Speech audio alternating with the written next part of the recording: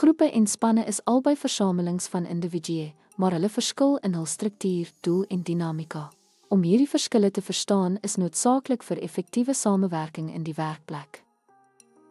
'n Groep bestaan uit individue wat interaksie het, maar nie noodwendig 'n gemeenskaplike doel of onderling afhanklike take deel nie. 'n Span, aan die ander kant, is 'n groep individue wat met 'n hoë vlak van interafhanklikheid na 'n gedeelde doelwit werk. Groepe kan losweg gedefinieerde rolle hê, terwyl spanne tipies goed gedefinieerde rolle en verantwoordelikhede het.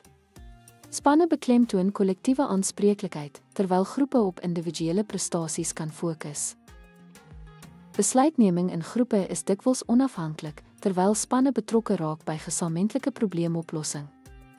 Doeltreffende spanwerk vereis sterk kommunikasie, vertroue en 'n gedeelde visie, wat nie altyd in 'n groep teenwoordig mag wees nie. Alhoewel groepe en spanne soortgelyk mag lyk, beïnvloed hul verskille produktiwiteit en uitkomste aansienlik. Organisasies behoort spanwerk te bevorder wanneer samewerking en onderlinge afhanklikheid nodig is om doelwitte te bereik.